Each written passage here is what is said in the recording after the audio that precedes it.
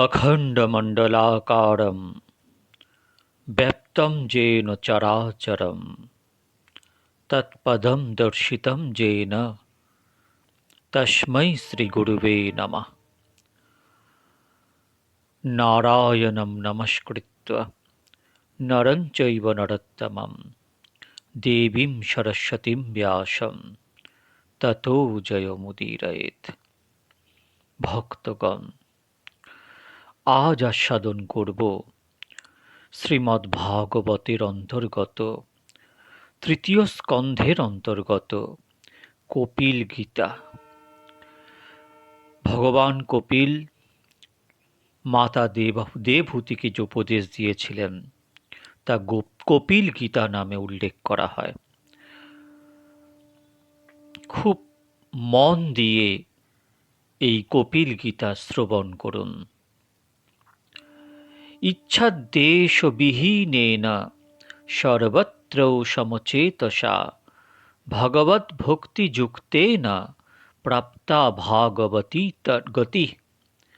শ্রীমদ্ ভাগবতের তৃতীয় স্কন্ধের ২৪তম অধ্যায়ের ৪৭তম শ্লোকে বলা আছে, ভগবান কপিলদেব তাঁর মা দেবহূতিকে যে পরম তত্ত্বপূর্ণ আধ্যাত্মিক উপদেশ দিয়েছিলেন তা কপিল গীতা নামে প্রসিদ্ধ। তা একটু আস্বাদন করা যাক। একদিন কপিলদেব সন্ধ্যা বন্দনা নিত্যকর্ম সমাপন করে নিজ আসনে পরম শান্তিতে উপবেশন করে আছেন। ওই সময় তার মা দেবহূতির মনে পূর্ব স্মৃতি স্মরণে এলো। যখন কপিলদেব জন্মগ্রহণ করেছিলেন তখন ব্রহ্মা তাকে দর্শন করতে এসে বলেছিলেন, ইনি সাক্ষাৎ নারায়ণ। ইনি তাঁর মাতাকে তত্ত্বোপদেশ প্রদান করে তাকে সংসার হতে উদ্ধার করবেন। ওই স্মৃতি জাগ্রত হবার পরে দেবহূতি ভগবত ভাবে এতটাই গদগদ হয়ে ওঠেন যে কপিলদেব আমার পুত্র, আমি মা, এই প্রকার লৌকিক সম্বন্ধও তিনি বিস্মৃত হলেন।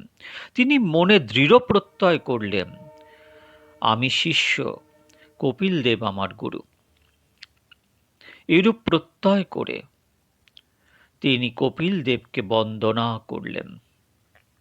তারপর কপিলদেবকে নারায়ণ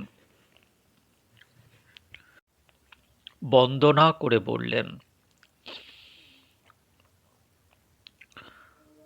আপনি অনুমতি প্রদান করলে আপনাকে কিছু কথা জিজ্ঞাসা করতে ইচ্ছা করি।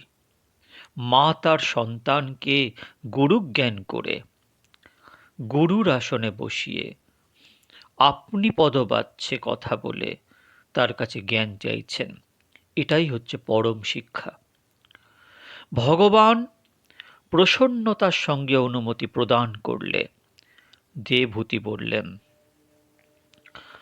আমি আজ পর্যন্ত অনেকবার যে ইন্দ্রিয় সুখ ভোগ করেছি, আমার এখন মনে হচ্ছে তা সবই সাময়িক সুখ প্রদান করে মাত্র, স্থায়ী সুখ ও শান্তি প্রদান করে না। জগতে এমন কোনো আনন্দ কি নেই যা স্থায়ী? শরীর বৃদ্ধ হয়েছে, দুর্বল হয়েছে, তবুও মনের বাসনা যেন রাক্ষসীর মতো আমার পিছনে লেগে আছে, আমাকে কষ্ট প্রদান করছে। এই বাসনার বিনাশ কিরূপে হবে? দেবহূতি প্রশ্ন করছেন। কপিলদেব প্রসন্ন হলেন, বললেন, মাতা, তুমি খুবই সুন্দর প্রশ্ন করেছ। বিষয় বাসনাকে ভক্তি বাসনা দ্বারা বিনাশ করতে হবে। যেমন লোহা দ্বারা অন্য লোহাকে কাটা হয়, তেমন শুধুমাত্র বাসনার বিষয়কে বদলাতে হবে।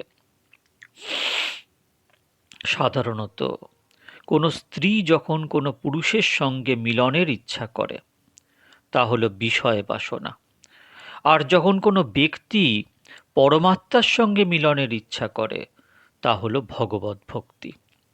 স্ত্রী পুরুষের মিলনের যে বিষয় বাসনা, তা মানুষকে পতন উন্মুখী করে, আর ভগবানকে প্রাপ্তির বাসনা আত্মকল্যাণের সহায়ক হয়, কেননা ভগবান আনন্দস্বরূপ। সংসারে যে জাগতিক বিষয় বাসনা, তা সুখ দুঃখ মিশ্রিত। সেই সুখ সাময়িক মাত্র, স্থায়ী সুখ নয় বলে সুখ ভোগ করার পরেই দুঃখ আসে। সুখের পেছনেই যেন দুঃখ দাঁড়িয়ে আছে। নির্বিণ্যা নিতরাং ভূমস্যন্ন ভূমন্নশ্চন্দ্রিয় দর্শনাৎ যেন সম্ভাব্যমানেন প্রপন্নাব্ধম তমঃ প্রভো। জীবাত্মা স্থায়ী আনন্দ চায়, যে আমার আনন্দ টিকে থাক, কখনো যেন আনন্দ না কমে। স্বরূপ আনন্দ অনুসন্ধান করছে, কিন্তু ভুল করে বিষয় সুখকে আনন্দ মনে করছে। সুখ এবং আনন্দ এক নয়, উভয়ের মধ্যে অনেক পার্থক্য রয়েছে। সুখ ভোগ করার পরেই দুঃখ অনিবার্য। কোনো সুখই স্থায়ী নয়, আর আনন্দ চিরস্থায়ী। আনন্দ অনুভবের পরে কোনো দুঃখ আসে না। আনন্দই ভগবান নারায়ণ, আনন্দ ভগবানের স্বরূপ। সংসারের কোনো জড় পদার্থ সুখ প্রদান করলেও সেই সুখ সাময়িক কালের জন্য হয়ে থাকে, তারপরই দুঃখ। আর আনন্দ কোনো জড়বস্তুর মধ্যে থাকে না। যদি আপনার মনে কোনো সংশয় উপস্থিত হয় এবং বলেন, মহারাজ, যদি কোনো আপনজন অতি প্রেমের সঙ্গে সুস্বাদু আহার পরিবেশন করেন, তখন সেই আহার গ্রহণের সময় কি গভীর আনন্দ অনুভব হয় না? এর জবাব হলো, এ কোনো স্থায়ী আনন্দ নয়, সাময়িক সুখ মাত্র। আর বস্তুত ভোজনে আনন্দ নেই। যদি ভোজনে আনন্দ হতো, তাহলে যে ব্যক্তির পেটে অজীর্ণ হয়েছে, অথবা যার শরীরে জ্বর হয়েছে, বা যে অন্য কোনো রোগে আক্রান্ত, তার ভোজনে আনন্দ লাভ হয় না কেন? অথবা ধরা যাক, কেউ ভোজন করতে যাচ্ছেন, আর সেই সময় কোনো ঘনিষ্ঠ আত্মীয়ের মৃত্যু সংবাদ শ্রবণ করলেন, তখন কি তিনি ভোজন করতে পারবেন? তাই ভোজনে আনন্দ নেই, এটা স্পষ্ট।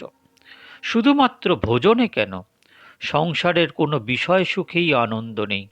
সামান্য সুখ দিতে পারে, তবে তাও সাময়িক এবং ক্ষণস্থায়ী সুখ, যা স্বপ্নবৎ।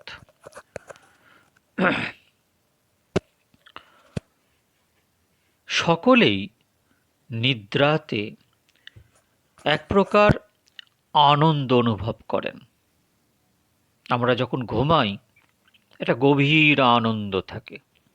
কেন না, নিদ্রায় আহার, অর্থ ইত্যাদি প্রাপ্তি হয় না, তবুও এক প্রকার শান্তি অনুভব হয়। কেন? এর কারণ হলো, গভীর নিদ্রায় জগতের বিস্মৃতি ঘটে। তখন মনে সংসার থাকে না, যখন গভীর নিদ্রা হয়, তাই তখন শান্তি প্রাপ্তি হয়। প্রদীপের মধ্যে যতক্ষণ তেল থাকে, ততক্ষণ পর্যন্ত তা জ্বলে। তেল না থাকলে জ্বলে না। যতক্ষণ পর্যন্ত মনের মধ্যে সংসার থাকে, ততক্ষণ পর্যন্ত মন চঞ্চল থাকে, অশান্তিও থাকে।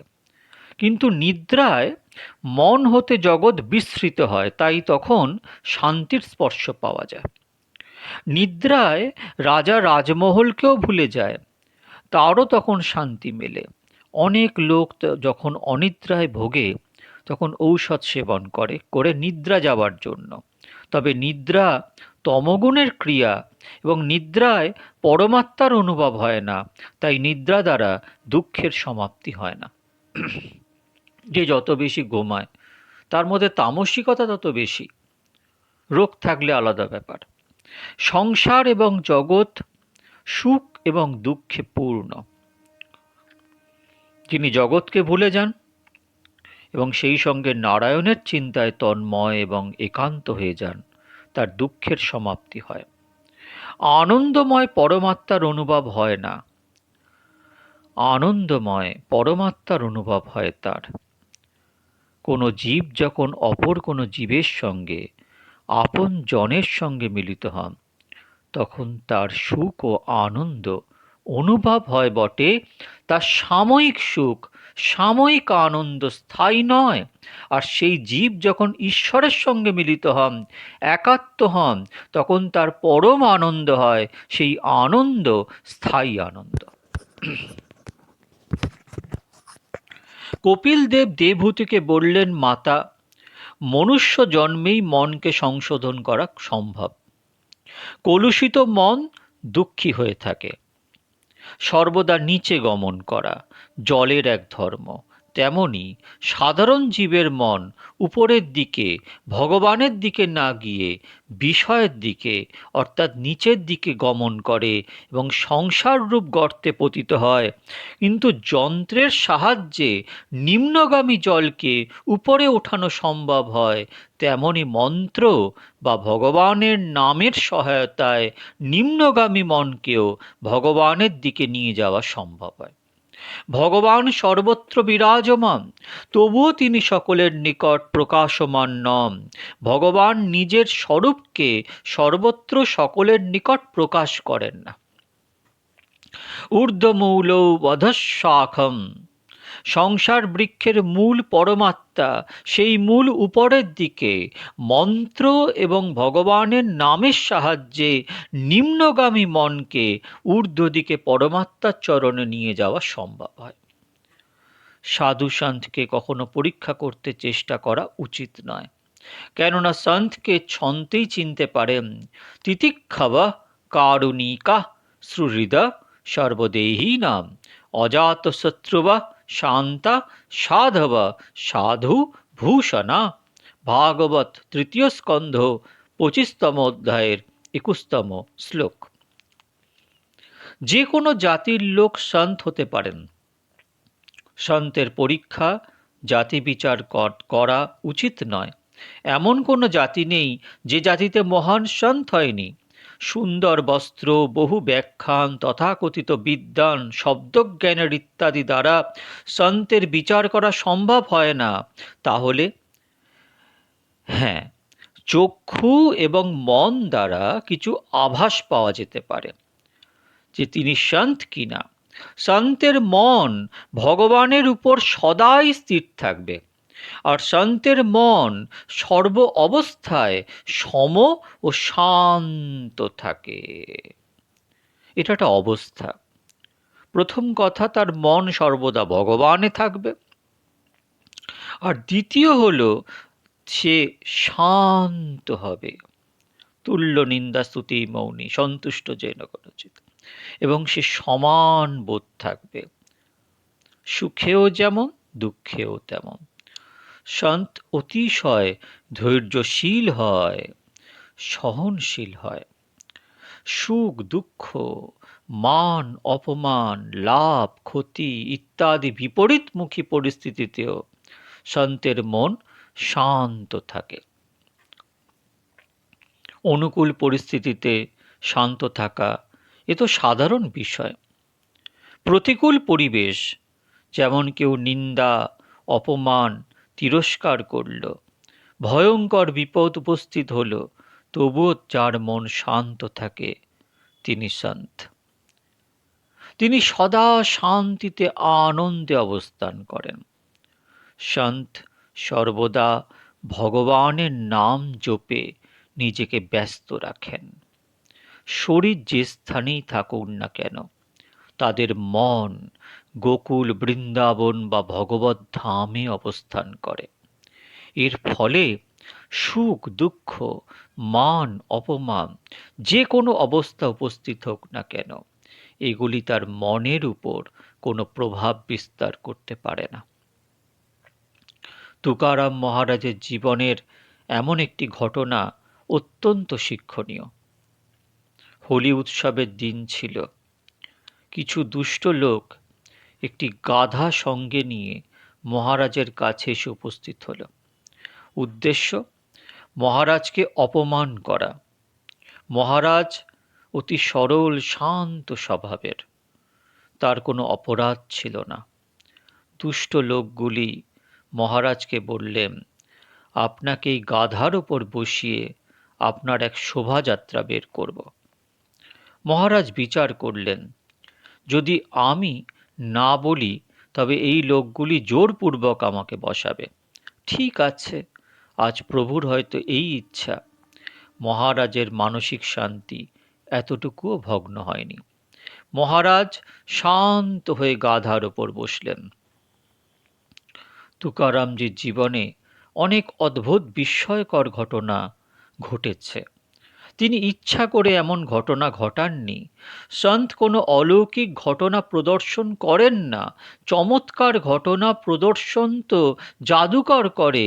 আমার খ্যাতিবৃদ্ধি হোক, লোকে আমাকে ধন মান প্রদান করুক, এই সব উদ্দেশ্য নিয়ে জাদুকর বিস্ময়কর ঘটনা প্রদর্শন করেন বটে, সত্যিকারের সন্ত তা করেন না। তুকারাম মহারাজের জীবনে এটি এক অদ্ভুত ঘটনা যে মহারাজকে গাধার উপর বসিয়ে দুষ্ট কিছু লোক হাসি বিদ্রুপ করার উদ্দেশ্যে তাঁর শোভাযাত্রা শুরু করল। এই করুণ দৃশ্য তার স্ত্রী দর্শন করে খুব ব্যাকুল হয়ে রোদন শুরু করলেন। বলতে লাগলেন, আমার স্বামীর তো কোনো অপরাধ নেই। মহারাজজি তার স্ত্রীকে শান্ত করার জন্য বললেন, কেঁদো না, সারাদিন বিঠ্ঠলনাথজির ভক্তি করতে চেষ্টা করি। প্রভু আজ আমাকে গরুরের ওপর বসালেন। আশ্চর্য! স্ত্রী তখন প্রত্যক্ষ দর্শন করতে পেলেন যে তুকারামজি সত্যি গরুরের ওপর বসে আছেন। ভগবান ভক্তের বাক্যকে সত্য করলেন। অতি দুঃখের মধ্যেও, চূড়ান্ত প্রতিকূল পরিস্থিতিতেও সন্তের মন শান্ত থাকে। দুষ্ট লোকগুলি তুকারাম মহারাজকে অপমান করার জন্য গাধার উপর বসিয়ে শোভাযাত্রা শুরু করল, কিন্তু তাতেও মহারাজের শান্তি ভঙ্গ হয়নি। সন্ত সর্বপ্রকার পরিস্থিতিতেই ঈশ্বরকে স্মরণ করেন, কদাপি তার ভগবৎ বিস্মৃতি হয় না।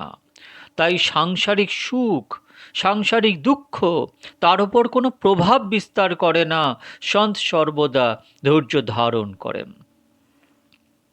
কপিল ভগবান দেবহূতিকে বললেন, মা, অনেক সুখ ভোগ করলেও তাতে শান্তি প্রাপ্তি হয় না। একদিন তো সব কিছু ত্যাগ করতেই হবে। কালরূপী মৃত্যু অনিবার্য। তাই লৌকিক সুখ বিবেক বুদ্ধির সাহায্যে ত্যাগ করা কর্তব্য। সন্ত তাই করেন। মৌন ধারণ সন্তের প্রিয় হয়ে থাকে। কখনো কথা বললেও সন্ত লৌকিক কথা না বলে ভগবৎ প্রসঙ্গেই কথা বলে। লৌকিক কথাবার্তায় যারা আনন্দ লাভ করেন, ধরে নিতে হবে ঈশ্বর থেকে তারা অনেক দূরে অবস্থান করছেন। বারবার ভগবৎ প্রসঙ্গ শ্রবণ করলে শ্রোতার মনে ভগবানের প্রতি শ্রদ্ধা জাগ্রত হয়। শ্রদ্ধার সঙ্গে ভগবানের সেবা পূজা করলে ভগবানের প্রতি আকর্ষণ বৃদ্ধি হয়। ভগবানের নামে আকর্ষণ সৃষ্টি হলে সত্যিকারের ভক্তি শুরু হয়। প্রেমের সঙ্গে ভগবানকে ভক্তি করলে সংসারের যাবতীয় সুখ তুচ্ছ বোধ হয়। ভগবানের প্রতি প্রেম হলে বাসনা ধীরে ধীরে বিনাশ হয়। বিশেষভাবে ধ্যান ও ভক্তি করলে বাসনা ক্ষয় হয়। তখন জীবনে সত্যিকারের আনন্দ আসে, আনন্দ অনুভব হয়। কপিল দেব জগৎ উৎপত্তি ও স্থিতির বিষয়ে বর্ণনা করলেন। মা, কিভাবে জগৎ উৎপত্তি হলো শোনো, কি করে স্থিতি হয় শোনো। তারপর মাকে নির্দেশ দিলেন যে জগতের বিষয় চিন্তা ত্যাগ করে ভগবানের ধ্যান করো। ধ্যানে দেহাত্মবোধ ত্যাগ হলে ব্রহ্ম সম্বন্ধ বোধ হয়। দেহের সঙ্গে জীবাত্মার সম্বন্ধ থাকলেই দুঃখ, আর এই সম্বন্ধ ত্যাগেই জীব ঈশ্বরের সঙ্গে মিলিত হন। বহু জন্ম ধরে জীব সংসারে আসছে আর যাচ্ছে। কতবার কারোর স্বামী কারোর স্ত্রী হয়েছে। পূর্বজন্মের স্বামী বা স্ত্রী এ জন্মে কোথায়? পূর্বজন্মের পুত্র এ জন্মে কোথায়? পশু পাখিও সংসারের মধ্যে সুখ ভোগ করে। সংসারের সুখে সাধারণ জীবের ঘৃণা আসে না। ভোগ দ্বারা কখনো কারো শান্তি মেলে না। শান্তি ত্যাগ দ্বারাই লাভ হয়। আত্মাই নিজের গুরু। মনকে আত্মার শিষ্য বানিয়ে ভগবানের কথা মনকে শ্রবণ করানো কর্তব্য। মনেরই বন্ধন, মনেরই মুক্তি। যে চাবি দ্বারা কোনো তালা বন্ধ করা হয়, সেই চাবি দ্বারাই ওই তালা খোলা যায়। বন্ধ করা এবং খোলা যদিও এই দুইটি বিরুদ্ধ ক্রিয়া, তবুও তা এক চাবি দ্বারাই করা হয়। শুদ্ধ মন দ্বারা মুক্তি, অশুদ্ধ মন দ্বারা বন্ধন। অশুদ্ধ মন কামসুখ চিন্তা করে বিষয় আবদ্ধ হয়, সেই মন নারায়ণের চিন্তা ও ধ্যান করে মুক্তি লাভ করে। সুতরাং নিজ মনকে নিয়ন্ত্রণ করা কর্তব্য। মাতা দেবহূতি কপিল দেবের এসব কল্যাণকারী উপদেশ শ্রবণ করে আনন্দে গদগদ হয়ে কৃতজ্ঞতা প্রকাশ করে বললেন, অল্প সময়ের মধ্যে আমাকে উত্তম উপদেশ প্রদান করলেন। আপনার আশ্রয়ে এমন কৃপা পেলাম।